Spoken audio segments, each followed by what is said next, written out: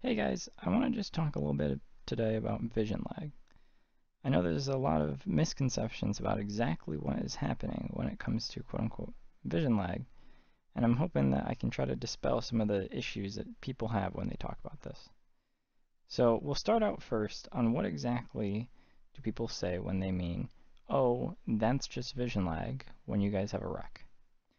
So here's the thing. Let's start out as what is on this red car's screen. So on the red car's screen, he sees himself out front with the blue car being behind him and the yellow car being behind that. However, if we then go and we look on what the blue car saw, the blue car sees the red car directly next to them. And then they also see the yellow car behind them. Now, what does the yellow car see, however? The yellow car sees the red car and the blue car being one behind the other. However, the yellow car sees himself beside the blue car. So why is this? Now you can see here, the way I've actually decided to draw this, the red car sees the yellow car in the same place that the blue car sees the yellow car. And the red car and the yellow car see the blue car in the same place. And the yellow car, the blue car and the yellow car see the red car all in the same place. So the thing is, everyone sees everyone else in the same place. However, what you don't see is yourself in the same place that everyone else sees. So the blue car is seeing themselves wildly different than what the red car saw them. And the yellow car sees themselves wildly different than what the blue car saw them. That all makes sense. It's a lot harder with the 4 cars, or the 3 cars, sorry. But I really feel like with 3 cars, it helps understand a little bit better. So the problem is with this whole scenario is that the red car moves to the right because the red car here thinks that they're clear. So they move to the right. However, on the blue car screen, they are not clear. Now the problem is the red car moves to the right and starts pushing the blue car. But the blue car on the yellow car's screen is also not clear. So when the red car pushes the blue car, that causes the blue car to push the yellow car. And now you have the blue car and the yellow car are going to be wrecked, and the red car didn't see any of it, so they go on happily like nothing ever happened. And this is vision lag. So why does this all happen? The reason why this happens is because the red car makes moves on the client. The red car, all of their physics happens on the client. So what's the client? Well, the client is your computer. This is the easiest way I can explain it. It's a lot more technical behind the scenes than that, but the easy way to think about it is when you move on Roblox, you are doing that on the client, and that means you're doing it on your side of things, so on your computer. Now the thing is, when you make a move, that is going to send the move to the server. Now the thing is, you already moved, and then it takes a small moment over the internet for your movement to reach here. Now the thing is, when you're walking around as a character, you're only walking at 16 studs per second. For the most part, that is able to handle that. Because what happens next is after it reaches the server, it then sends the red car's movements out to everybody else. And these other 2 people are going to receive that about the same time. It really depends on the connections to server and all of that. But just for this sake, let's say they all have the same kind of connection to server. So the problem is, you just moved, it now gets sent to the server. The server sees it, finds out if it's a real move or not, and then sends it along to everybody else.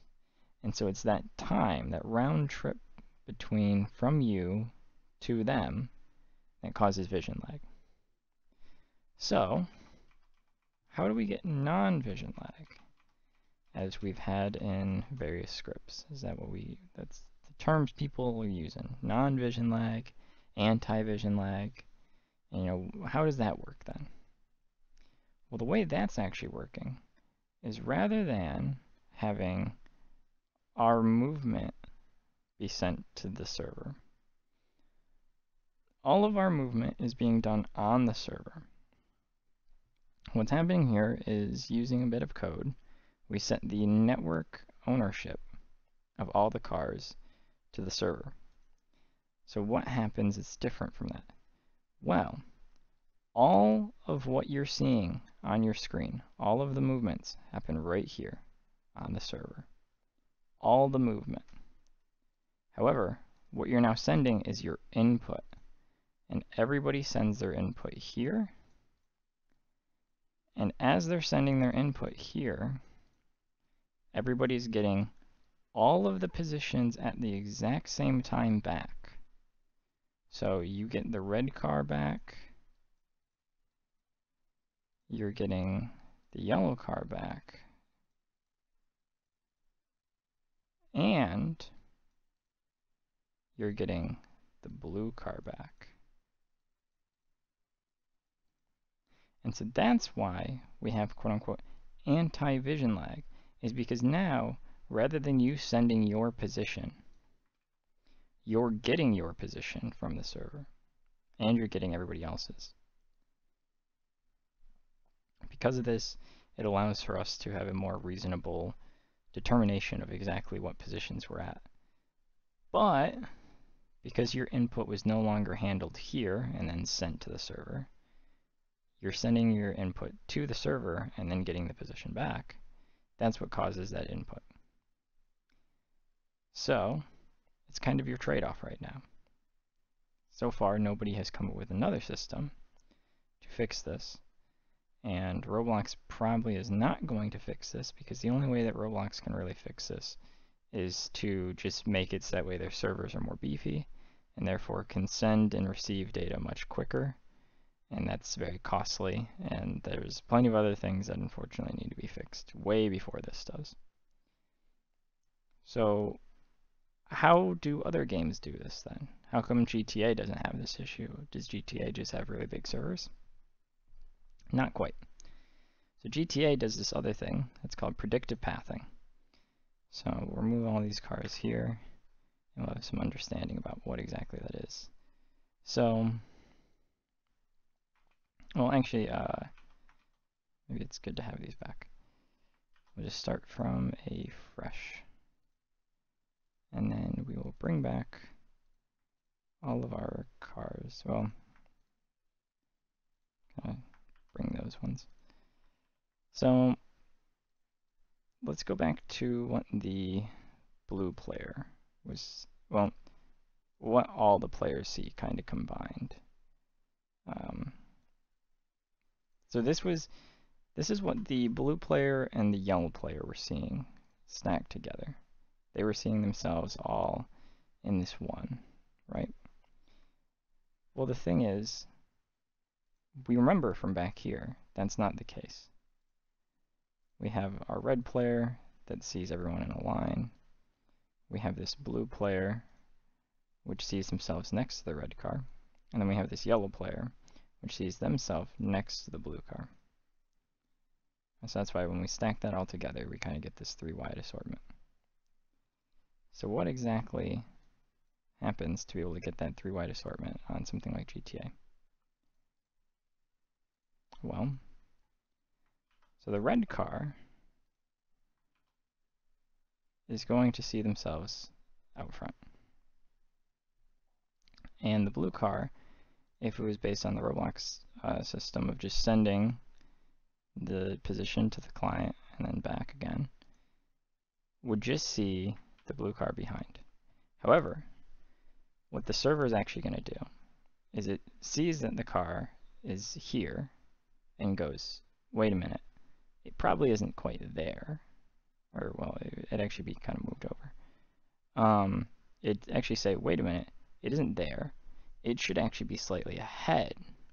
Let's give them position data slightly ahead of where they currently are, because we know that we're getting the position that's slightly behind. So basically, instead of sending the position being here, the server will send the position here. This is why it's called predictive pathing.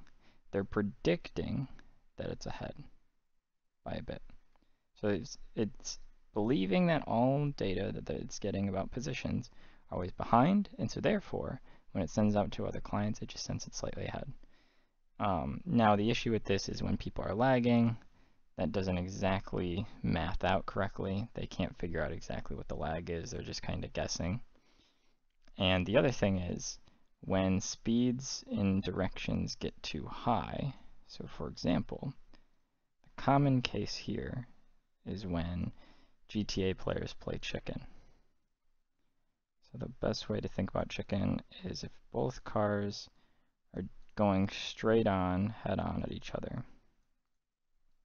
Now the thing is, when you're both going the same direction, your change in speed is going to be small. If you're both going 200 miles per hour in the same direction, or 10 miles per hour in the same direction, the change in speed between each other are 0. So therefore, contact is just kind of the sideways movements, or maybe even just like a 1 mile per hour tap from behind or something like that is really easy to manage. Very easy to predict that kind of movement because it's not a big change. However, when two cars are heading at each other, if one car is coming at 200 and the other car is coming also at 200, this meeting in the middle is a 400 mile per hour collision. And it's very hard to predict those large changes. So what usually happens instead is as the red car and the blue car get close to one another, and at the last minute, the blue car turns out of the way and keeps going.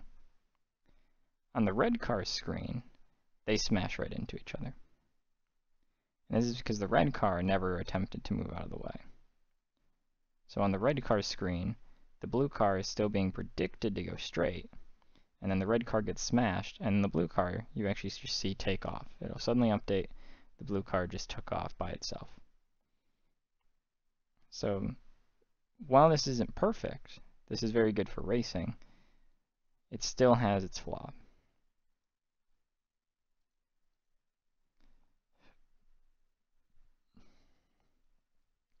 So when will we ever get predictive pathing on Roblox?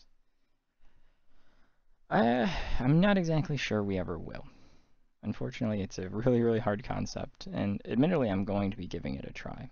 I have a few more games that I'm coming out with this summer, and I'm going to be trying various solutions to come up with something predictive pathing like. But it's extremely difficult, and also it can be very taxing. Unfortunately, it's a bit above my grade of knowledge, but we'll see what we can do. Why wouldn't Roblox, though, just do predictive pathing for us? If you guys remember, I actually have a dev forum request for them to just do that. Unfortunately, the problem with predictive pathing is that you have to kind of know a lot. Like a lot. So one of the big things that predictive pathing uses is using what paths they think the player is already going to go in the first place. The other issue with predictive pathing, like I said with these turns here, is if I have, let's say, even just a very regular corner. So we give ourselves just a very normal, very sane corner here. Of like kind of a right angle-y corner. The problem is, if we're doing predictive pathing, we're not predicting that the player is going to turn if we just move their position ahead. So the thing is, we're going to be sending them forward, and then suddenly we started getting that turn data, and then after the corner, it's going to kind of go past the point, and then the car will kind of correct back to where it was. So when we draw that on a line, what you're actually seeing. So what the car actually did is going to be this light blue line here. The car actually went like this. However, what you just see, if you're just sending the position forward some, or doing whatever the position says by forward a bit, you're going to get something that looks a little bit more like this.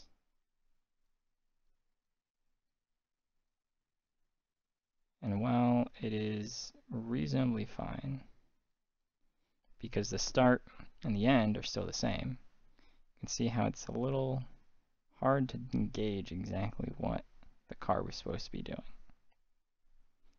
And because of this, the way GTA actually does predictive pathing, not during your city free roaming, but during races and whatnot, the races actually gauge based on the way the track drives to try to handle some of these things, some of the assumptions that gets made. When you get to a corner, you should start turning. You know, especially when you get to the edge of the corner, you start turning at a certain point versus when you're on the inside of the corner, you turn at a certain point. And that's where a lot of the prediction comes in. It's a lot of very estimated predicting of where the car should go, how the car should go, and trying to figure that all out. And so, unfortunately, this is why Roblox could never just implement this for us, is because how do they know what the player is supposed to do in certain situations? And then this would get extrapolated out really, really poorly over time if you get even faster and faster and faster and faster. So think about something now going like 5,000 studs per second. So to be clear, that is 2 base plates per second. Now, nothing should ever really be going that fast, but I'm sure somebody out there has a game where they're trying to move something really, really fast like that. And so now what happens is, they went and they turned after the second base plate, but now they just moved out by a whole base plate and then turned. So unfortunately, while it'd be very nice, this is just something we have to implement on our own.